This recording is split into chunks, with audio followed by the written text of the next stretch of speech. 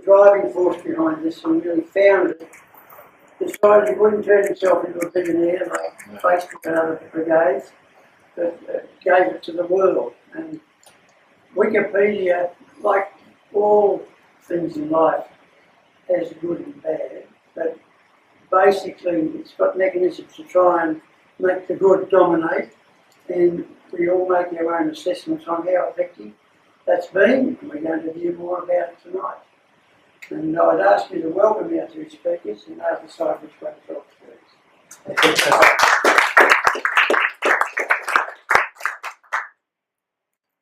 Thank you very much. Good evening everyone, and welcome to our talk about skepticism on Wikipedia. Tonight both Julie and I will talk about Wikipedia, but also our experiences with guerrilla skeptics on Wikipedia, also known as GSOW. We're going to tag team this, so we're going to have 2 goes each. And if you wouldn't mind, we'll leave questions to the end. A little bit about us first. Julie has a background in geography and geology and then later information management. She's got a passion for organising information so people see what they want to see. She's also a keen patchworker and loves working on family history. We share a passion for bird watching, and since we retired we enjoy exploring in our camper trailer. For me, I worked as a geologist for 20 odd years before yet another downturn saw me exit the industry and go into the finance sector. And that was until I retired, and when not travelling or bird watching I play golf badly, edit on Wikipedia and seem to fill up the days. So, guerrilla skeptics. Guerrilla skeptics were started by Susan Gerbic in 2010, and what she wanted to do is she wanted to improve the skeptical content on Wikipedia. So GSOW are a group of like-minded skeptics writing to improve skepticism and science-related articles, as well as the biographies and biographical articles of notable people involved in science, medicine and the skeptical movement. So we're a diverse group, and we don't always agree on everything, which is fairly normal, but we're a very collaborative bunch who are always willing to help a fellow editor with a page they are working on. And so what is GSOW? We're an international team. We write in many languages, including Arabic, Czech, Dutch, English, French, I'll keep going, Finnish, German, Hungarian, Italian, Polish, Portuguese, Spanish, Russian, Norwegian and Swedish. And we're still looking for a few others. We're all volunteers, and we're all well trained by an online self-paced training course. Trainees are given a mentor to work with and access to a closed Facebook page. It's known as the GSOW Secret Cabal, where everyone offers support and assistance. So when you forget how to do something, which happens to me quite a bit, you just go onto the Cabal and you'll get answers all the time. Because we're all around the world, anytime you go onto Facebook, somebody's always up and doing something. So it's really good. And we improve the science and skeptical content of the world's #1 information source, and that's Wikipedia. And as you can see, what we want to do is we want to get rid of all the wool out of Wikipedia. That might be a big ask, but we'll keep working on it. So, Wikipedia. Wikipedia is the 4th most visited website in the English-speaking world, after Google, YouTube and Facebook. And both Google and YouTube point the people who go there to Wikipedia to find out more information. So valid evidence-based information is absolutely critical if we are going to counter the pseudoscience that we see every day. So who here has used Wikipedia?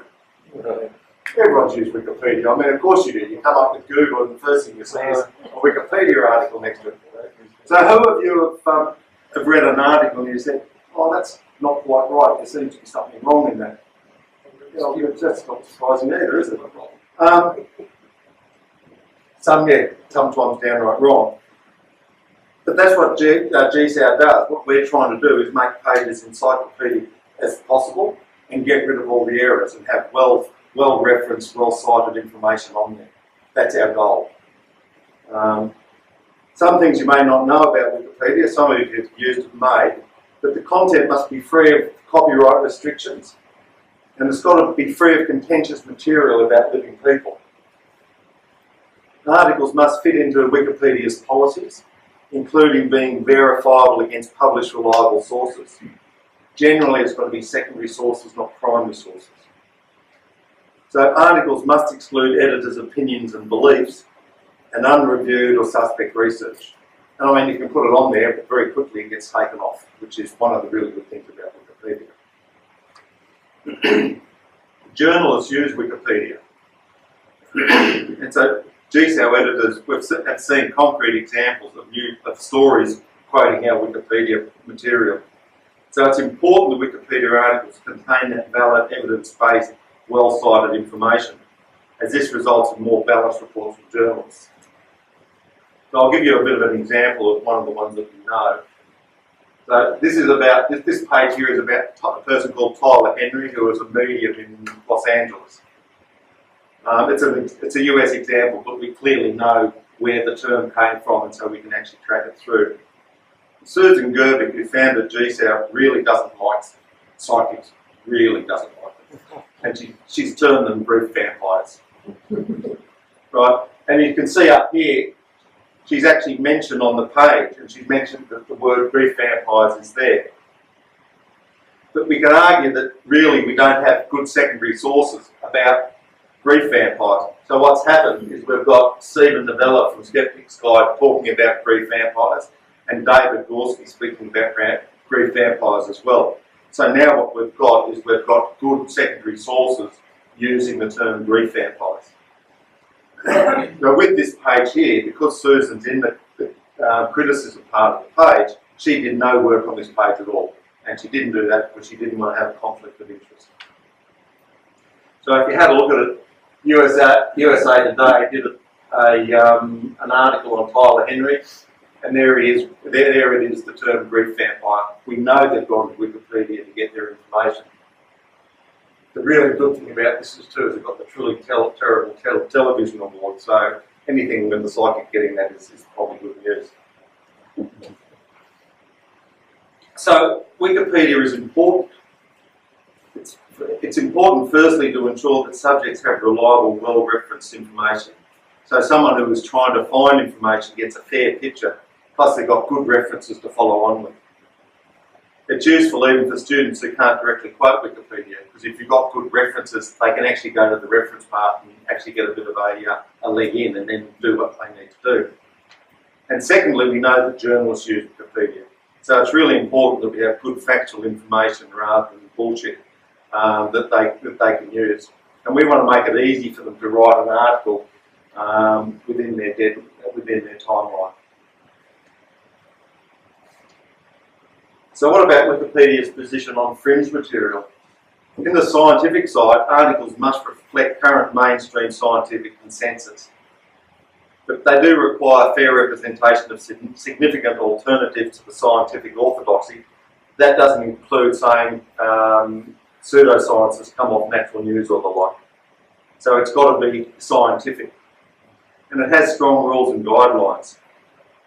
You may be aware that Wikipedia is not acceptable reference for school and university level papers, but it does provide that clear overview of the topic backed by a reference list of verifiable sources.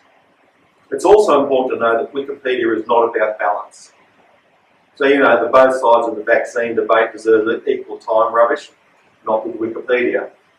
And if an anti-vaxxer or the like wants to start trying to take factual scientific information off a page, it'll get reverted back usually within a couple of hours. And if they keep trying to do it, they'll generally get banned, so they actually can't do any editing. And if it gets really nasty, as some pages do, the Wikipedia admins can lock down a page, and they may lock it down for a week, they may lock it down for a month. There's some that basically only Wikipedia admins can actually edit anymore because there's just so much rubbish going on. I mentioned the Natural News magazine before, and one of the really nice things, it's not deemed a reliable publication by Wikipedia, so if anyone actually uses a quote, it will immediately, there's bots in Wikipedia, they'll just strip it out. There's a number of those newspapers and magazines that aren't deemed reliable. A lot of the pseudoscientific people really don't like Wikipedia very much.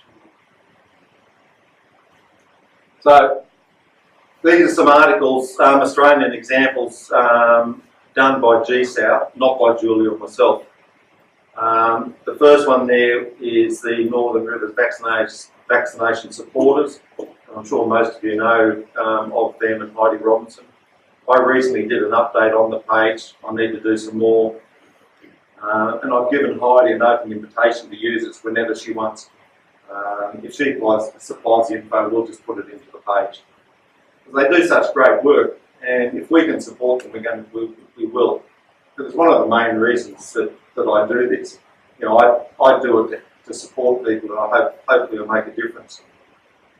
Before the 2015 conference here in Brisbane, we did Loretta Marin's page. And since then, all but one of the founders of Friends of Science-Based Medicine have been added. And that one's on its way. I actually read the draft and it's 99% done. So that'll be out in the next few weeks. And then just before last year's conference, we actually put Barry Williams' page up. There's still lots of us notable Australians waiting for the Wikipedia page. And we're doing some of those, but we can always do with more help. So on that, what I'm going to do is I'll pass over to Julie so she can talk about some of her experiences.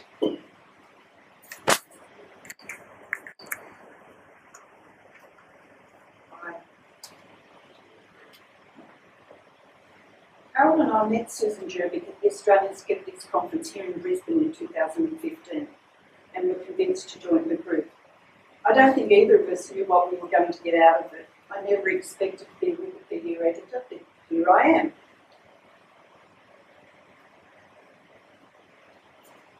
Some of the GSouth team are very keen to correct things that are wrong on the internet, to get involved in editing wars and discussions.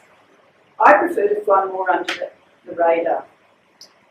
If an article I'm involved in is wrongly edited or redacted, I will argue strongly, but mostly I'm content to get correct and correcting reference material out for public access. You can take the librarian out of the library, but I think most of all I enjoyed the hunt for the sources and the information. So, some of the examples of the sort of articles I'm involved in. These cover a very wide range, and I'm always learning and discovering as I research. My graduation article when I finished training was a major upgrade on an article for Joseph Gelfer, a British author and academic who examines spiritual and gender issues using cross-disciplinary studies. So did I when I first read him. In particular, he edited a book about the Mayan calendar and the end of the world prediction.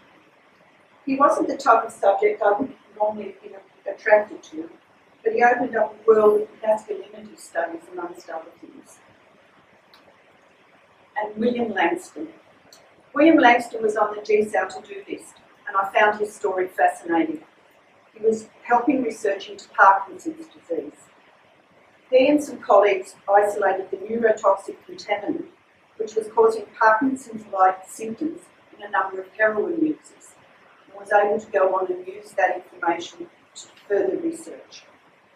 Because this all happened way back in the 1990s, this required a hunt for some out-of-print books, which the local library helped me with, and a lot of dusty reading.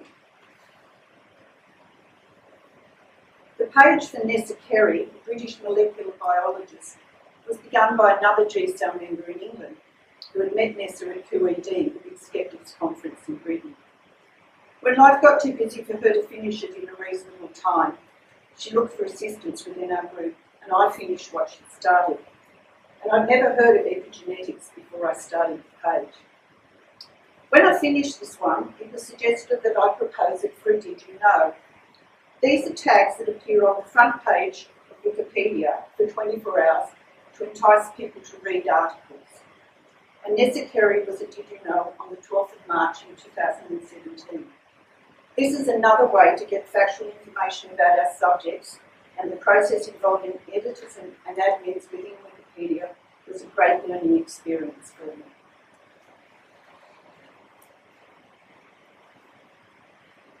Justin Murbury is a biologist researching the causes of motor neurone disease, who also suffers from the genetic form of the disease. We lost my dad to this disease a few years ago, so I have a personal interest in the cure. And you may have seen Justin featured on Australian Story recently. And when it appeared, I checked up on his Wikipedia page.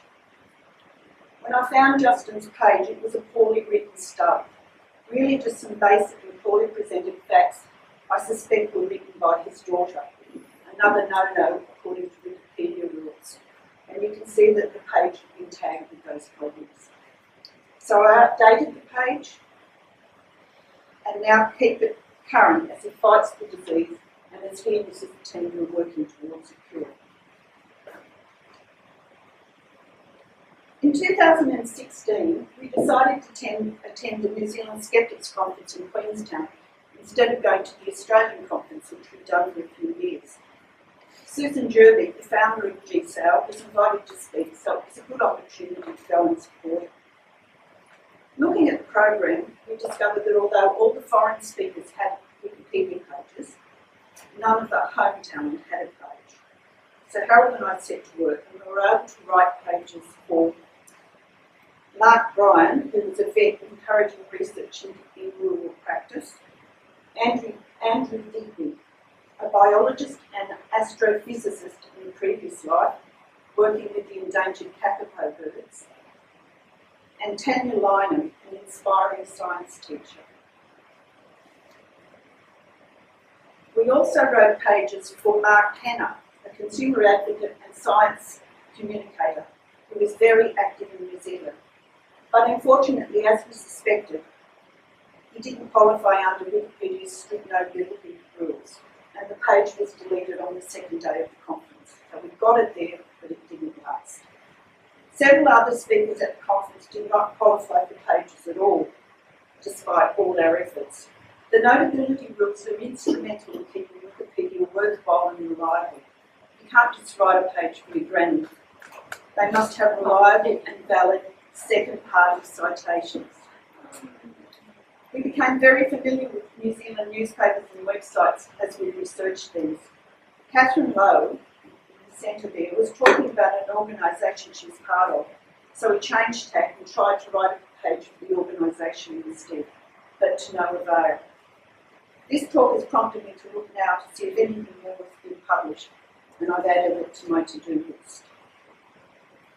Tanya Lynham was particularly inspiring at the New Zealand conference.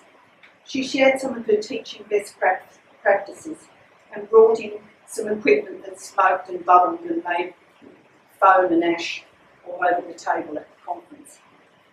But unknown to us, Tanya had a genetic liver disorder and passed away last year after a second failed transplant. I was astounded to receive a note from a New Zealand skeptic to tell me that her Wikipedia article had been used in her eulogy. Not only is this touching, it illustrates the importance of having correct information on Wikipedia, because as other examples that Harald showed you, it is often used as a source for journalists and for others. We ought to meet these people after this cyber stalking and get to know them in real life. Sue was just thrilled to have a Wikipedia presence and then to meet us. At these conferences, we also get to meet the guerrilla skeptics from around Australia and beyond, and some past subjects like our Dr. Harald.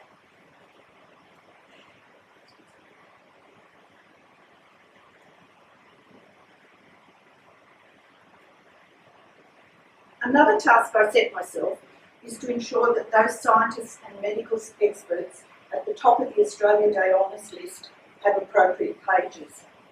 Again, because of notability, it's really only those that get the highest honours that usually qualify for pages. So last year, I wrote or upgraded pages for David Handelsman, an endocrinologist who was involved with the Essendon Football Club doping scandal. You may remember his name in regard to that. Tony Holmes, a facial reconstruction surgeon who has been involved in separating conjoined twins, and particularly the Bangladeshi twins Trishna and Krishna. And Caroline Finch, who is widely regarded as Australia's leading sports injury prevention researcher. And I learnt new things as I researched each one. If you have a child involved in contact sports, Harald and Finch's case is definitely worth a read. In 2019, there were only 2 people involved in either science or medicine who received the top award of the Companion of the Order of Australia. They were Peter Hoge, a biochemist, who is currently the Vice-Chancellor and President of the University of Queensland, and Catherine North, an internationally renowned paediatric physician, who is the Director of the Murdoch Children's Research Institute. Both already had Wikipedia pages, but I've added content and references to improve them. And coincidentally, Catherine North and my most recent subject both work at that same institute. So in researching one, I was able to strengthen both their pages. And there's always something on the go. My most recent page was suggested by a GSAL colleague in England who had read about this lady and wanted to know why us Australians hadn't got her page up. There was plenty of information about this subject, that wasn't a problem. The challenge in this one was deciphering all the acronyms for all the organisations she belongs to. When it was finished, one of the GSAL members, who was more technologically involved, tweeted Dr. Evans-Galea, and we received this great reply. It's always nice to be appreciated. And then once you know how to edit, you don't have to stick to definitely skeptical pages. Since retirement, we've done a lot of travel with our camper trail. I enjoy updating the pages of the country towns we pass through. I try to photograph the town entrance signs, the schools and other points of interest until Harald's patience fails and we have to move on. Wikipedia also has very strong copyright rules around images, so it's much easier to put up photographs if you've taken them yourself. Country Australia is struggling, and getting correct information out there is one way I can help, and it's great to appreciate when you do so. And now I will pass on to Harald, who will talk about his experiences with GSAL. I am getting much more patient. So before I talk a bit about some of my experience, I just want to talk a little bit about the collaborative nature of GSAL. And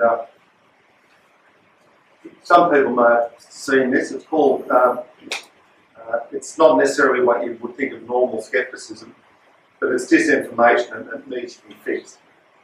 The Blue Whale game, or the Blue Whale Challenge, purported to be an online game, with the final challenge being suicide. There's another one out there at the moment called the Momo game, like the Momo Challenge. Really not very nice. And people tried to link suicide to the game when no link existed.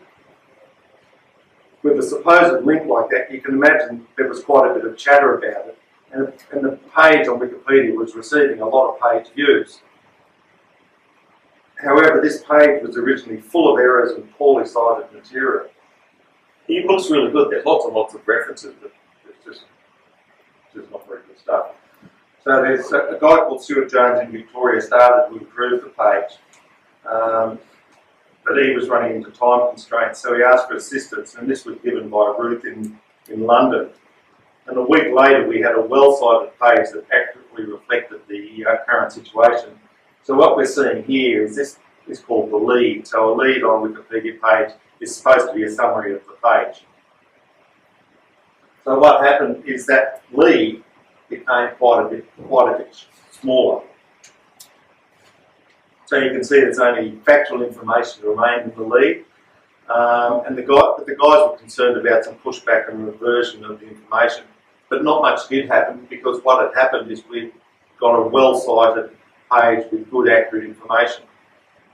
And it's actually interesting, when I was doing this talk, I went and had a look at the page, and you can still see that both Stuart and Ruth are keeping an eye on the page, and if something happens, they go and fix it up. And that's what we do on a regular basis. We've got watch lists of pages that we can keep track of. And that's the page views. Now, page views, we normally like to see page views that spike and stay really high, because that means people are reading our pages. But in this case, what we really like to see is not many people reading the page. And once it was once the page was fixed up, you can see a very rapid drop-off in page views, and we're pretty sure that that's because we've stopped the disinformation. So to us, that's a really good win.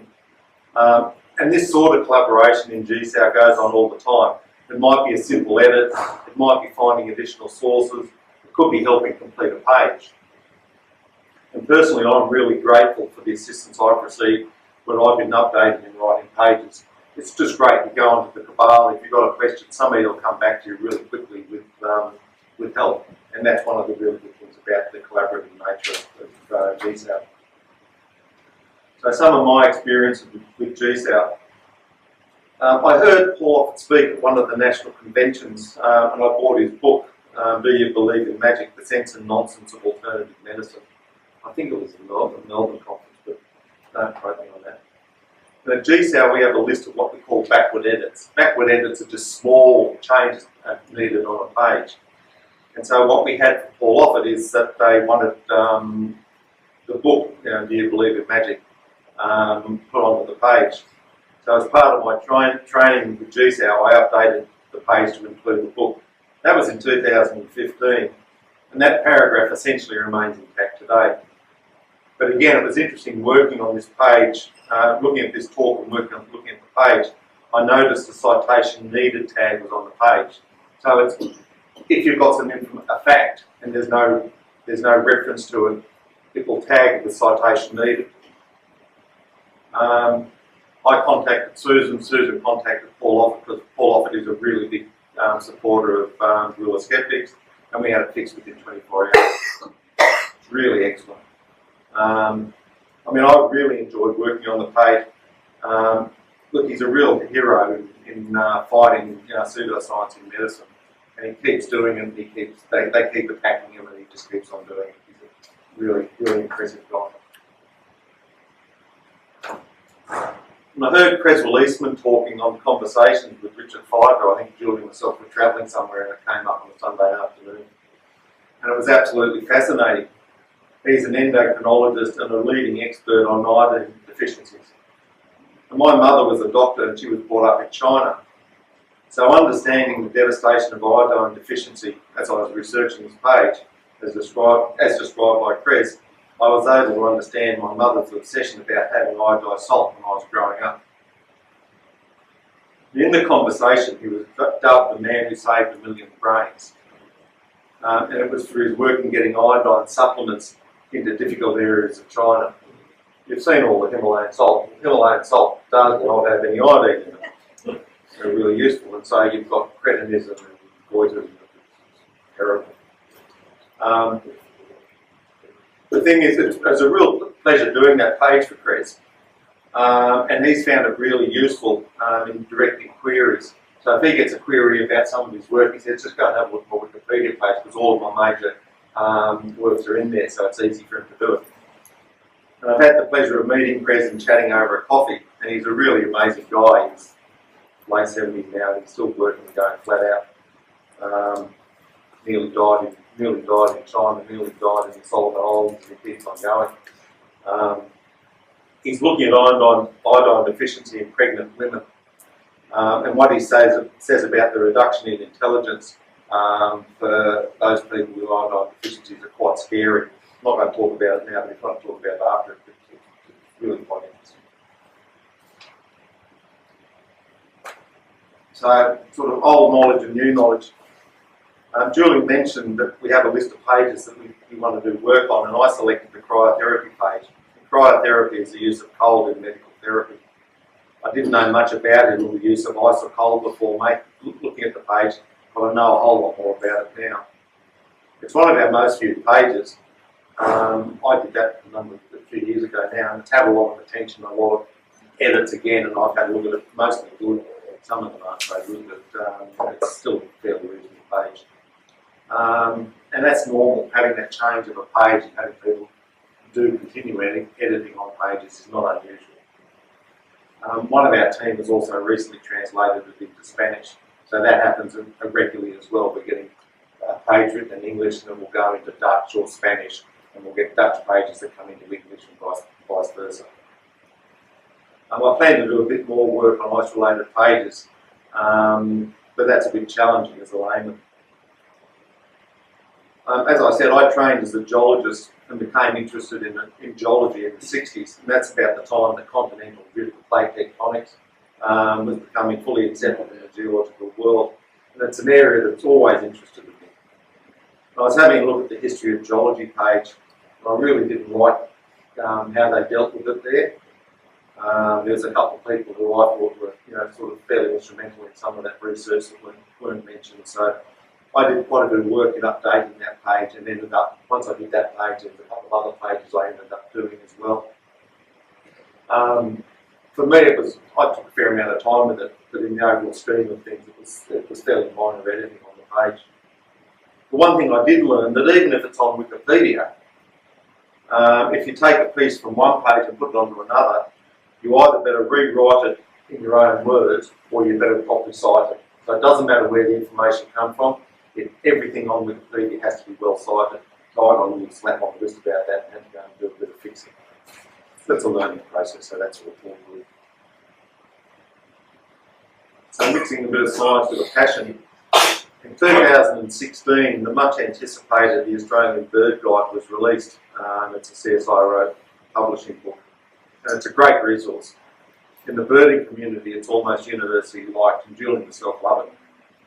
Anyway, I wrote the page for the guide, and then in doing so, I discovered that the lead author, Peter Menkhorst, had a stub of a page. So you remember the stuff that Julie showed you before, hardly any information. So once I did the guide, well, the next job was to do his page. So that's his page now, down below. It's often the case you start one page and another page and another 2 pages and another 3 pages sort of pop up. And look, it's science related and it does fit into GSA's purview. But if the truth be told, I did it because I love birds and love bird watching. But again, it was really nice. I received a thank you from one of the Wikipedia admins for putting the page up and saying it was a worthy addition to Wikipedia. Always nice when you do something like that. So when you know how to edit, Julie and myself were in Sydney last year and we went to see the Parramatta Story Factory space just before it opened. My brother was doing pro bono project management for them, and it was just, he was checking it out the day just before it opened. And I was really taken with the work that they do. Essentially, they help disadvantaged kids improve their writing and storytelling skills. And once they've demonstrated, once they actually improve their writing and storytelling skills, their whole demeanour at school improves, they like going to school, it all just builds on itself. So I asked them whether they'd like a Wikipedia page. Now they're a charity, of course, and they said yes. So Kat Keegan, one of the founders, was really helpful in getting info that I could use. And I think it turned out to be a really nice page. A note of caution again. You get too enthusiastic about stuff, and I have a habit of doing that. When writing pages, don't own them. The page got a promotional tag, basically saying it's not neutral enough. And look, I had a look at it, and yeah, okay, it was a fair copy, wasn't it, too promotional. So what I did is I reviewed it, took some stuff out, made a couple of changes, and then I sent it to one of our GSAO editors to have a look at it. He made a couple of minor changes and removed the tag. And that's another reason to edit through GSAO, because what you've got is you've got this great support network to help you with these things. And on that note, I'll hand you back to Julie.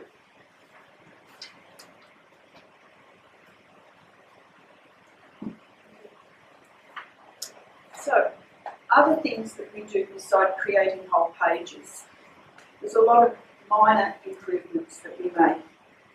Harald talked about the lead, which is the lead paragraph of each page. And this is a quick outline of what the page is about, but it's also what appears in that little side box when you do a Google search. So it's important that that reflects the contents of the page accurately. We put links between pages in Wikipedia. They're called wiki links, which allows you to move from one subject to the other, and it brings well-edited pages to attention. Pages are also given banners that indicate the content and the topic, and that helps discovery of the page if you're doing a more general search. As we've said over and over, all the facts in Wikipedia must be cited with valid references, and often they're tagged to say that there aren't citations and they're needed, so that's another minor edit that we can do. And often new material or publications becomes available and you can update or add new content to a page. Some GSAL members focus on adding material from every edition of a particular journal or magazine and seeing how many Wikipedia pages they can add references to from that particular edition. So that's another way you can go. And when an article is truly irredeemable, it can be nominated for deletion. And as I said before, some of the members really like that discussion and getting into the process. Some GSO editors only edit in the 15 minutes they have in the lunch hour, but they're all making a difference.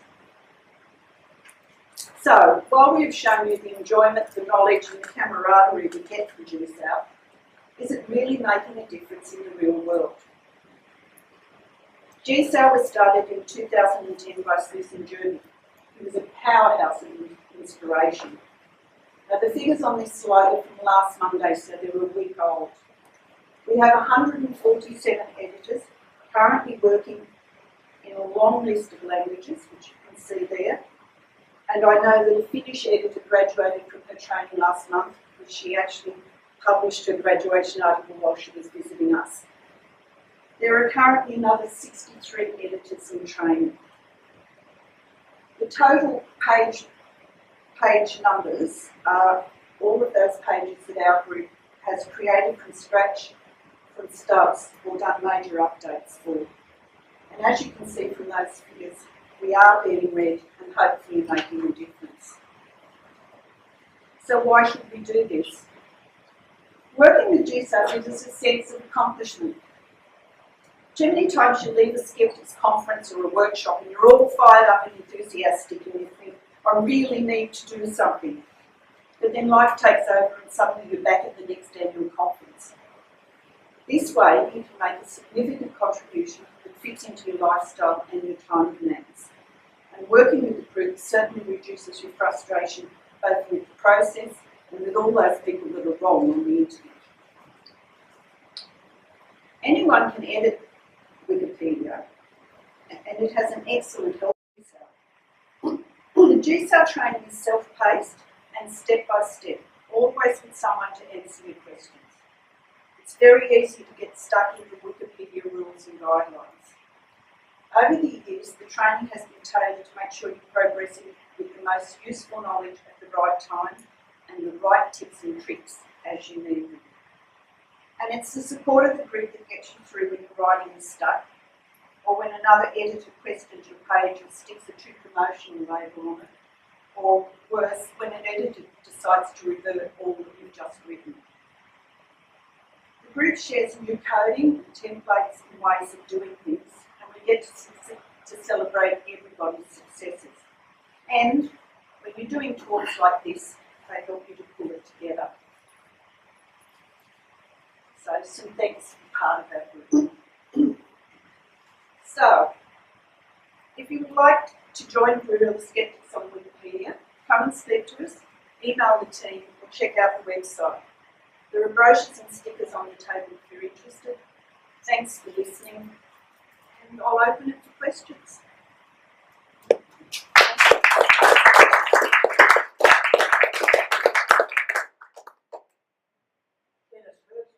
Is there a period of time after the article has never been looked at where it gets dropped off? No. So once you're on there, Once you're on there, unless somebody has a reason to remove you, yes, you stay there. I mean, you can merge. I think so they might decide that page isn't appropriate, but information is worth keeping, and so it gets merged into another page. I actually put a page up for deletion because I thought it was too promotional. It was part of the cold therapy stuff. It's a mask, and it's really sort of one company. And it ended up people saying, no, it actually does probably have some use, so we'll put it into another page. And that happened quite regularly. Where do you get your information from, and how do you ratify that information for the pages that you create? So everything has to have a valid reference. So we would find that material. search, but a lot of it is library search. We're using sources like Trove, You have newspapers. access to, say, library, State Library of Queensland Yes. databases. Yes, by being members. So it depends, and lots of people in the groups, some of the people in the groups have access to things through their work that we wouldn't normally be able to access, and they'll help you to get really stuff. But it's surprising how much is out there free to access, as long as you validate. Can I make a confession? Since the early 2000s, when I discovered my students were copying, cutting and pasting stuff from Wikipedia Yep. into their assignments, I have avoided it with an absolute passion. Yes, and as we said, And there's no way I'm going to ever look at Wikipedia for any information that I need. Sorry. no, Because the gobbledygook that these kids found and cobbled together has made my stomach turn so much I could never go back. I'm quite aware of what you're saying, but as we I said, must be the only person in the room who doesn't use Wikipedia. well, as I Essentially, said, everything it's not accepted as a valid reference for school or university, but what it does provide is a source of a reference list that you can follow up on. So, Sorry? Why don't you come and edit that? No. I try and I get so much rubbish on this, what's it called again? Not Google, this other thing, this Facebook. And I try to correct it. I sound like the guy who has a television program, Adam Ruins Everything. yes. And I'm getting so tired of the misinformation and the rubbish That's when that you people need, propagate. I can't take it anymore. that's why when it's useful to be able to say, well, look, we know this Wikipedia article has been edited and has valid references. Go and look at it. You know, it's the Christmas dinner article. But these people won't even look at that. They won't even look at a NASA website and believe that there is such a thing as climate change. Yes. Sorry. This is just, I don't know whether you're aware of it with respect to that brief vampire. I'm on Susan Gerbich's feed at the moment. Apparently John Oliver's going to be doing a job on him. And there's also an article coming out in the New York Times. It's been all about that. Yeah, Yeah, they've released so- it today, so that's next Sunday. No, that's just, but it's just something to share with the Yeah. people. Because I But love it's John actually, Oliver. it's actually been leaked out early. Has it? Yeah. No, I just love John Oliver. We're fully over to all of that stuff. Because we're in that page. So Yeah. Susan's sort of on there, all of the GSAP people are on there. And the other thing that she's got on there is the date of this year's Skeptics conference. How come she knows that before anyone else? She doesn't, does she? Well, She's it's had a on in big Melbourne guess. the 6th to the 8th of December, She's had a apparently. big guess. No, Sure. we shall see. We'll be sceptical, Bob. If someone uploads content that is not approved, how do you find it so quickly? What do you mean by content that's not referenced? Well, if they, So there's, Breaking Wikipedia has these bots. So they're automated programs that run, I think this is how it works. A company who knows how to do it. But they have these bots that will run through anything that gets uploaded, and that's happening all the time. And often these will either flag it, or if it's clearly a problem, it'll get so every new article that's uploaded gets checked. Yep. I'll make a suggestion. If it doesn't get checked, I accidentally edited Wikipedia one day saying what time it was asking something in the question about me. I didn't realise it actually the page was still there when it played. But what will happen is someone will complain quickly if it's a controversial topic. If someone has a trouble of fixing a mistake, they'll go, they can look up a list of everything you've edited, I'm pretty sure. And then if you're found to be crap on Wikipedia, they'll go through and maybe it's correctly made. So does your, the process, if it's a new page, they get checked. well, But you'll find, so is that by the 147 people or? no, there's 130,000 active Oh, Wikipedia editors. So, and everyone has you can have a watch list. So you can have your page, and if somebody makes a change on that page, you get notified so you can actually go and have a look at it. So you said there was only 140 In the G In cell, G-cell. oh, in the G oh, Yeah. no, Wikipedia, Wikipedia is much, much bigger. Next question.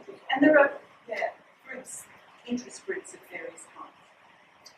How much time would you allow for the training? You've got to do it within a month now. Susan put it In terms of hours, like, Look, you know Mandy Lee. No, ask her, she just did it. I think She it was just, something like 20 hours. about 20 hours. She just became an editor, put a final thing in about a week and a half ago or something. But when did this Skeptics try and do that interview with her? So whatever that was, it'd be about a week before that. But it's not very long. And it's pretty easy to do. Next question. She said how it's saying. No. I'm not sufficiently noted for you. You've got to have those secondary sources. You can't rely on primary sources, so you need secondary sources. Any mainstream newspaper accounts as a secondary source. Yep. And the one article you have to say your name. Something like this, you need to build a profile up to make it worthwhile. I think the question was just about answered then, but after watching Mrs. Wilson for a while, we decided to find out a bit more about the fact that the records are still sealed up by, for secrecy. Anybody who missed Mrs. Wilson on TV last night? What do you do with something like that, where part of the record is actually, say in this case, is absolutely top secret? But what was interesting to me, it's a different area. This TV program was on series in ABC, SBS, I think ABC, SBS, was it ABC? One of those. About a spy. It basically involved a spy who wasn't a spy, in fact, but it was actually a bit of a rogue. It's a great story, but just listening to the kind of validity arguments and that notability thing. So, In particular, the question relates to what sort of evidence can you use if some of the evidence is actually hidden behind state secrets, for So example. you had that ABC program last night where it actually says it's hidden, right? You can reference that. That's a secondary That's sufficient. source. That can be, Yeah. because it's not the main thrust of this person, as long as that person has notability for other reasons, part of his story is, sort of that there's all of this sealed information there. You can't put anything else in. You've referenced that you've got a source that's a reliable source. I think they'll basically say the ABC is reliable. Maybe Catalyst now even more so. Yes, Something yeah. that, So that's part of the answer to it being not quite as good as an academic reference, but much better than Facebook. correct. It's in that space, isn't it? Yeah, Because I think it's the thing actually is, fantastic. If you had the Sydney Morning Herald or the Australian, those ones, I think the Daily Mail in the UK has been taken off as a reliable source. I can't understand All the Murdoch papers. So but again, it's all about this. They don't like primary sources. They like secondary. So hopefully, what they're doing is they're saying people have actually gone through and done their own checking. And so then, if you've got a couple of secondary sources, that's fine. And normally, if you start putting too many sources in about a certain part of a person's one, somebody's going to get upset about it and say you've gone overboard, and they'll start taking some off. Does your name appear as a reference, when you edit? Your tag, so it depends how clear it's you. So I made the comment that with the blue whale game, that when I went into the history, I could see that both Stuart and Ruth were being active there. Right. But the only reason I knew that is I know what their Yeah, but you only got that as a tag. You didn't I say know their usernames. Yeah. You can't come in tonight for a through the window. But you can if you like. So that's not public knowledge, is it? No, no. Questions? I've got a question about history.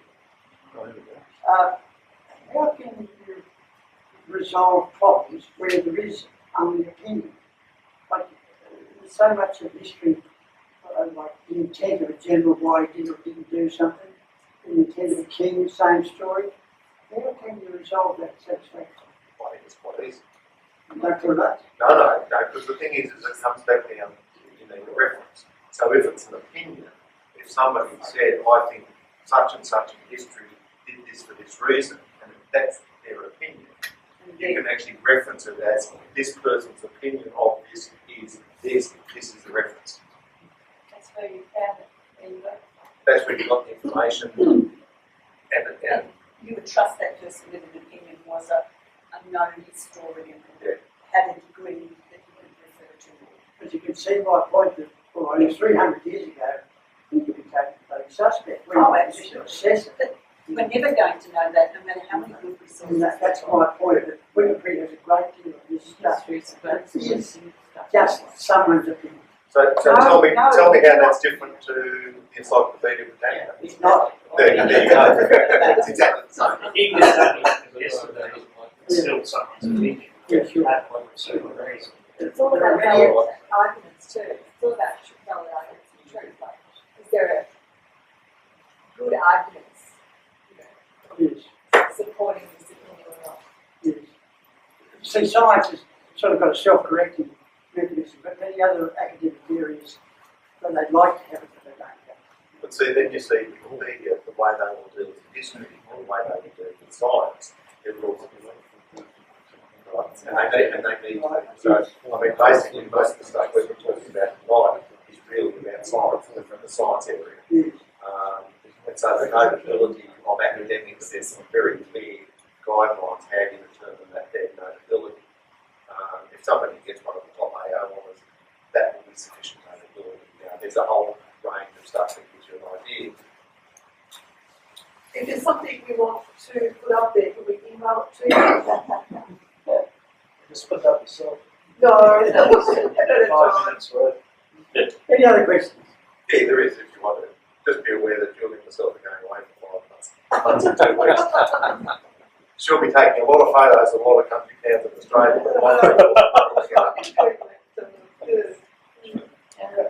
Any other questions? I don't want to bundle people out. Give me a chance. Well, I think we have silenced the Yeah, questions. that's been great. Thank you to both of you for informing us. It's very, very interesting.